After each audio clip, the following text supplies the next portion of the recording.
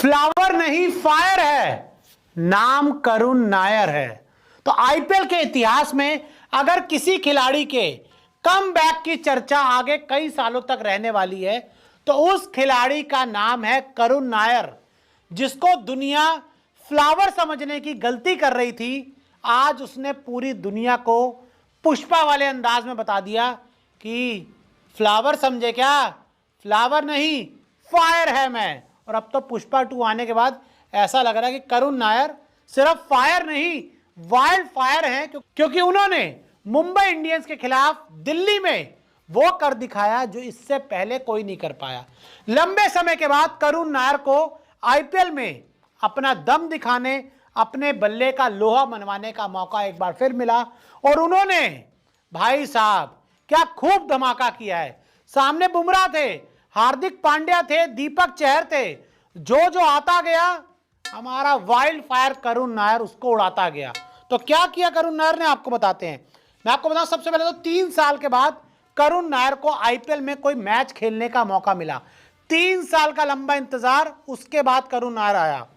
MI के खिलाफ, Mumbai Indians जैसी बड़ी टीम के खिलाफ करुण नायर ने, दिल्ली कैपिटल जब 200 से ज्यादा का टारगेट चेस कर रही थी तो उन्होंने तूफानी पारी खेली और 40 गेंद में, सिर्फ 40 गेंद में ताबड़तोड़ 89 रन बनाए हैं। 89 रन सिर्फ 40 गेंदों में और 222.50 की स्ट्राइक रेट के साथ करुण नायर के ये ताबड़तोड़ रन आए हैं। और इस पारी में करुण नायर ने 5 छक्के और 12 चौके लगाए हैं। जी हां, करुण नायर बड़ा ही धमाकेदार क्रिकेट खेले, बड़ा ही विस्फोटक क्रिकेट खेले और उन्होंने मुंबई इंडियंस के गेंदबाजों का जो हाल था वो पूरी तरह से बिगाड़ दिया।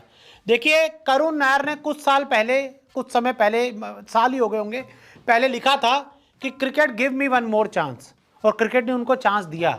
वो विजय हजारे में आए, उन्होंने खूब रन बनाए, विरोधी गेंदबाजों को खूब उड़ाए और उसके बाद उनको आईपीएल में दिल्ली कैपिटल्स ने आखिरकार खरीद लिया। दिल्ली कैपिटल्स ने खरीदा, दिल्ली कैपिटल्स उन पे बोली लगाई और उसके बाद करुण नायर को जो पहला ही मुकाबला दिल्ली कैपिटल्स ने खिलाया उसमें करुण नायर पूरी तरह से छाया। और भाई साहब, रिस्पेक्ट है, सैल्यूट है करुण नायर को कि इतने सालों के बाद वापस आना, इतने सालों के बाद इस तरीके का दम दिखाना, इसके लिए करुण नायर को मैं सैल्यूट करता हूं और उम्मीद करूंगा ये तो बस शुरुआत है। करुण नायर इसके बाद में छाएं और फिर वो जो इंडिया का लिए दोबारा खेलने का उनको सपना है, ये वही जिसने सब 300 रन बनाए थे टेस्ट मैच में।